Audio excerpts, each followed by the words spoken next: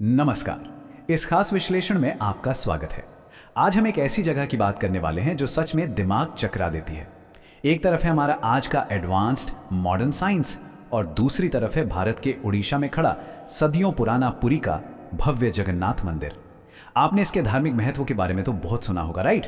लेकिन आज हम धर्म से थोड़ा आगे बढ़कर इसके उन 8 रहस्यों को डिकोड करेंगे जिन्होंने दुनिया भर के वैज्ञानिकों और इंजीनियरों की नींद उड़ा रखी है।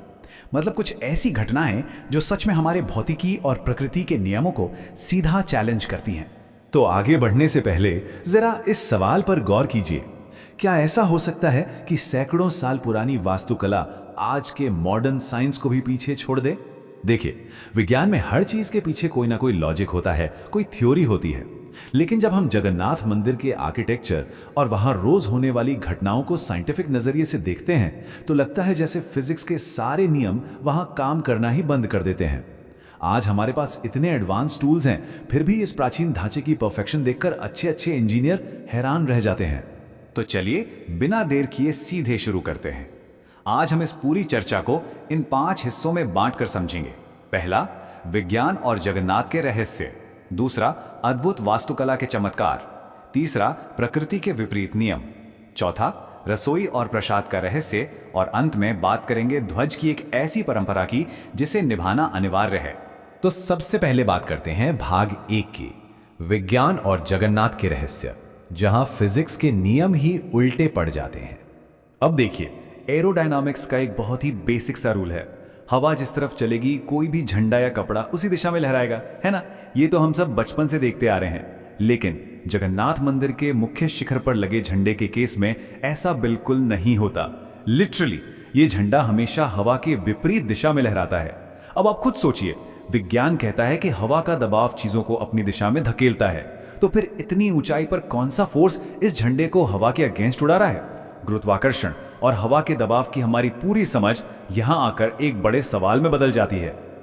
आगे बढ़ते हैं भाग 2 की तरफ, अद्भुत वास्तुकला के चमत्कार, या यूं कहें कि प्राचीन इंजीनियरिंग का एक मास्टरपीस। वास्तुकला का यह रहस्य तो सच में आपको चौंका देगा। दिन का कोई भी वक्त हो, सूरज आसमान में चाहे कहीं भी हो, पूरब में हो या पश्चिम में, मंदिर के मुख्य शिखर की परछाई कभी जमीन पर नहीं पड़ती। मतलब जीरो शैडो। इसे आप प्राचीन भारत का एक बेहतरीन ऑप्टिकल इल्यूजन या एडवांस लाइट इंजीनियरिंग कह सकते हैं। जरा इमेजिन कीजिए, इतनी विशाल इमारत को किस एंगल और किस ज्योमेट्री के साथ डिजाइन किया गया होगा कि लाइट इसके आसपास से ऐसे निकल जाती है कि जमीन पर कोई छाया ही ना बने। बिना आज के सुपर कंप्यूटर्स के सूर्य की गति और पृथ्वी के रोटेशन की इतनी सटीक कैलकुलेशंस सच में माइंड ब्लोइंग है। और आर्किटेक्चर की बात हो रही है तो मंदिर के बिल्कुल टॉप पर लगे उस विशाल चक्र को कैसे भूल सकते हैं? इसे नील चक्र या सुदर्शन चक्र कहते हैं। यह चक्र अष्टधातु यानी 8 अलग अलग धातुओं के खास मिश्रण से बना है। अब सवाल यह है कि आज से सैकड़ों साल पहले बिना किसी क्रेन या हाइड्रोलिक लिफ्ट के इतने भारी भरकम चक्र को इतनी ऊंचाई पर एकदम सटीक तरीके से कैसे फिट किया गया? लेकिन ठहरिए, असली सस्पेंस इसके वजन या ऊंचाई में नहीं है। असली सस्पेंस है इसके डिजाइन में। आप पूरी शहर के किसी भी कोने में खड़े हो जाइए, किसी भी गली से इस चक्र को देखिए, आपको हमेशा ऐसा ही लगेगा कि ये सीधा आपकी तरफ ही देख रहा है। ये एक 3D स्ट्रक्चर है, लेकिन इसकी ज्योमेट्री इतनी परफेक्ट है कि हर डायरेक्शन से इसका फ्रंट प्रोफाइल ही नजर आता है। आज के समय में भी ऐसी विजुअल इंजीनियरिंग करना जहां हर एंगल से पर्सपेक्टिव सेम रहे, बहुत ही कॉम्प्लेक्स काम माना जाता है। चलिए अब आते हैं भाग 3 पर, प्रकृति के विपरीत नियम। यहां तो जैसे नेचर खुद अपने ही बनाए रूल्स तोड़ रही है। अगर आपने कभी थोड़ा बहुत भी भूगोल या थर्मोडायनामिक्स पढ़ा है तो आपको पता होगा कि दिन के वक्त कोस्टल एरियाज में हवा हमेशा समुद्र से जमीन की ओर बहती है और रात में इसका उल्टा होता है। यह दुनिया भर में हर तटीय इलाके का एक यूनिवर्सल नियम है। लेकिन पुरी के मामले में यह पूरा का पूरा साइकिल ही उल्टा है। जी हां, यहां दिन के समय हवा जमीन से समंदर की तरफ बहती है।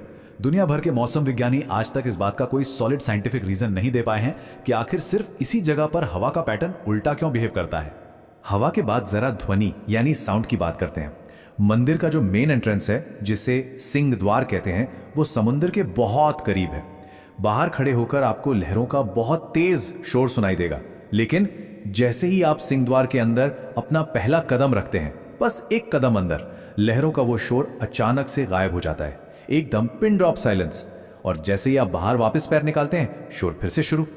क्या ये प्राचीन अकूस्टिक इंजीनियरिंग या नॉइज कैंसिलेशन की कोई एडवांस टेक्निक है? ध्वनि तरंगे मंदिर के अंदर जाकर कैसे म्यूट हो जाती हैं, ये साइंस के लिए आज भी एक बड़ी पहेली है। और हाँ, एक और बहुत अजीब चीज जो शायद आपने नोटिस की हो, आमतौर पर इतनी ऊंची इमारतों या गुंबदों पर ढेरों पक्षी बैठे रहते हैं या ऊपर मंडराते रहते हैं, लेकिन जगन्नाथ मंदिर का शिखर एक नेचुरल नो फ्लाई जोन है। इसके ऊपर से ना तो कभी कोई पक्षी गुजरता है, ना ही वो वहां बैठते हैं।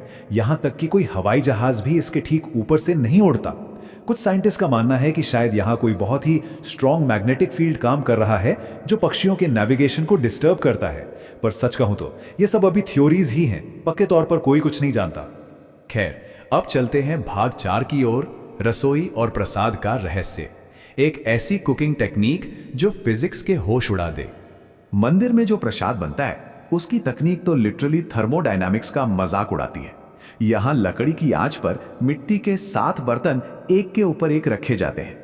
अब आप ही बताइए, जो बर्तन आग के सबसे करीब है यानी सबसे नीचे, उसका खाना सबसे पहले पकना चाहिए, राइट? लॉजिक तो यही कहता है। लेकिन यहां कहानी बिल्कुल उल्टी है।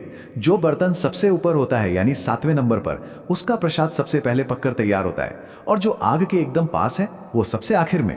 क्या इन मिट्टी के बर्तनों के बीच कोई खास प्रेशर डायनामिक्स काम करता है? ये आज भी एक बहुत बड़ा रहस्य है। इसी से जुड़ा है सप्लाई चेन का एक ऐसा चमत्कार जिसे आज के मैनेजमेंट गुरु भी देखकर दंग रह जाएं। मंदिर में रोजाना प्रसाद की एक फिक्स्ड मात्रा बनती है। आप चमत्कार देखिए, चाहे मंदिर में 500 लोग दर्शन करने आए या किसी त्योहार पर 5 लाख लोग अचानक से पहुंच जाएं, प्रसाद कभी कम नहीं पड़ता। हर किसी को प्रसाद मिलता है। और सबसे कमाल की बात, रात को जब मंदिर बंद होता है तो प्रसाद का एक दाना भी वेस्ट नहीं जाता। बिना किसी डेटा एनालिटिक्स या डिमांड फोरकास्टिंग के हर दिन इतनी सटीक इन्वेंट्री मैनेज करना मैथमेटिकली लगभग इम्पॉसिबल लगता है।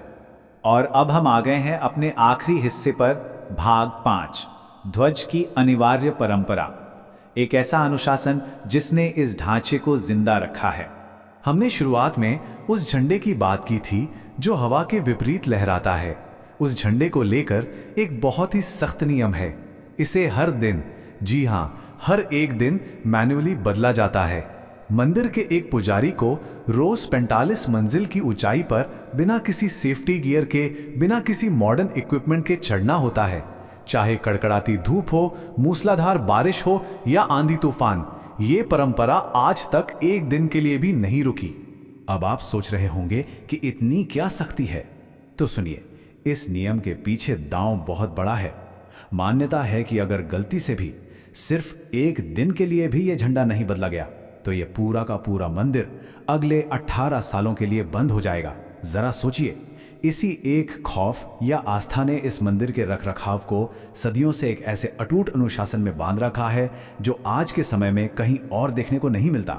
तो कुल मिलाकर पूरी जगन्नाथ मंदिर के ये 8 रहस्य हमें ये सोचने पे मजबूर कर देते हैं कि हमारे पूर्वजों के पास विज्ञान, वास्तुकला और प्रकृति को समझने का जो नजरिया था वो आज से कई ज्यादा गहरा था। आज का हमारा एडवांस साइंस भले ही चांद और मंगल तक पहुंच गया हो, लेकिन कुछ संरचनाएं आज भी हमारे उपकरणों और समीकरणों से बहुत आगे हैं। तो इस विश्लेषण के अंत में मैं आपको इसी विचार के साथ छोड़ना चाहूंगा। हमारी इस प्राचीन वास्तुकला के गर्भ में ऐसे और कितने रहस्य छिपे बैठे हैं जिन्हें डिकोड करना आज के विज्ञान के लिए अभी बाकी है। क्या हमारी साइंटिफिक समझ की सच में कोई सीमा है?